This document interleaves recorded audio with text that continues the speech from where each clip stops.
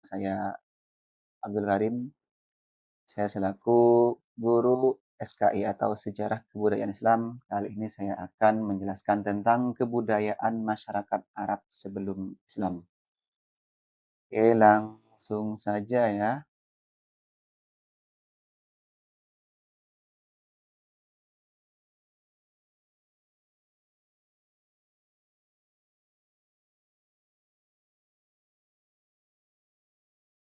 Pertama, saya akan menjelaskan tentang sistem peribadatan bangsa Quraisy sebelum Islam.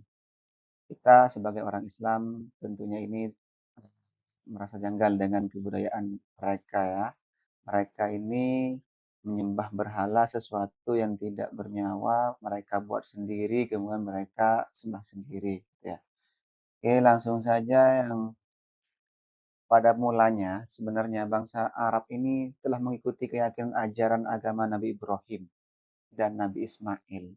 Namun kemudian mereka selewengkan sendiri. Itu muncul berbagai ajaran yang meragukan dan akhirnya jatuh menjadi penyembah berhala yang dibawa oleh Amr bin Lu'ay Al-Ghazai yang kemudian dibawa ke Mekah yang membawa patung yang bernama Hubal itu.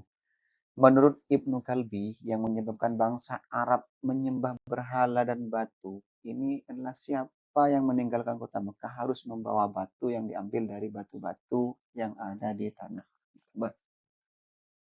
Dengan maksud untuk menghormati tanah haram dan untuk memperlihatkan mereka terhadap kota Mekah.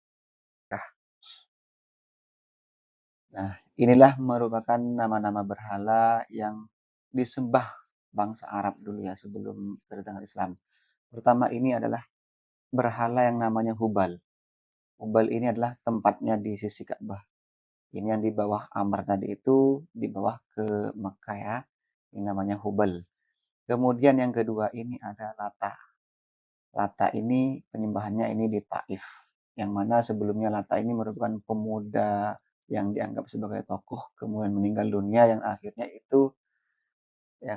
kemudian itu disembah karena dengan alasan pertamanya memang untuk sebagai penghormatan ya atau pengagungan. Kemudian yang ketiga ini Uzza, ini tempatnya di Hijaz. Dan yang keempat ini adalah Manat dekat dengan kota Madinah atau Yasrib ya. Dan selanjutnya ini Suwa ya.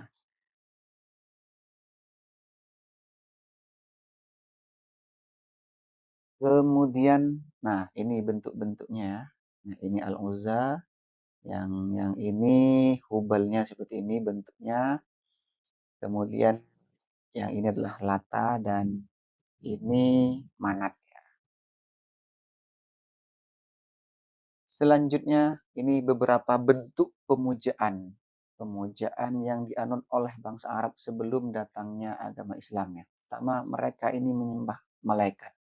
Mereka beranggapan bahwasannya malaikat ini merupakan anak perempuan dari Allah Subhanahu wa taala. Yang kedua ini mereka menyembah jin ya atau ruh dan hantu.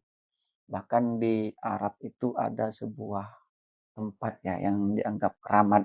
Di situ dia dipercaya bahwasanya di situ terdapat jin, yaitu namanya Darahim, yang mana tiap tiap um, beberapa bulan di sana, beberapa pekan di sana itu disiapkan sesajennya untuk dimakan oleh jin tersebut.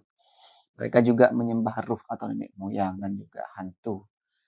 Dan kemudian ini para penyembah binatang-binatang, bintang-bintang ya, bintang-bintang. Mereka dengan cara menyembah bintang-bintang. Dan selanjutnya yang keempat ini mereka menyembah berhala. Berhala ini macam-macam ya, ada terbuat dari batu, ada yang terbuat dari kayu, ada terbuat yang dari logam. Bahkan ada yang lebih lucu lagi terbuat dari tepung. Sehingga ketika mereka ini lapar, maka tepung itu nanti yang akan dibuat kue dan lain sebagainya. Ini kan lucu gitu kan ya. Makanya mereka ini disebut dengan kaum jahiliyah. Yang kelima ini beragama Yahudi dan Nasrani atau Kristen. Nah, agama Yahudi ini masuk pada abad ke-14 sebelum Masehi. Sedangkan agama Nasrani masuk pada abad keempat Masehi. Agama Nasrani ini berkembang di Jazirah Arab karena mendapat bantuan dari Romawi dan Habsyi. Kemudian selanjutnya, ini sebelum Islam ini mereka juga mempunyai kepercayaannya.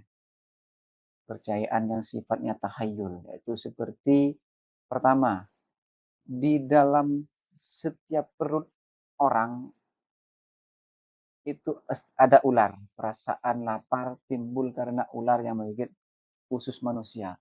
Jadi jika ada seorang yang lapar, mereka itu mempunyai kepercayaan bahwasannya dalam perut kita itu ada ular yang menggigitnya, gitu ya. Itu kepercayaan orang dulu sebelum datang Islam.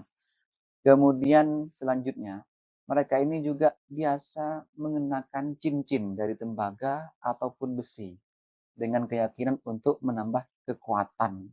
Ini musyrik ya, ini tidak boleh ini. Ini kepercayaan orang jahiliyah dulu sebelum Islam. Kita sekarang tidak boleh mengikuti hal tersebut. Kemudian yang ketiga, bila mereka ini mengharapkan turun hujan, mereka ini biasanya mengikatkan rumput kering pada ekor kambing. Ya. Ibaratnya kalau sekarang itu biasanya meletakkan sapu-sapu lidi ya, sapu lidi di halaman ya, biar tidak hujan itu katanya. Nah,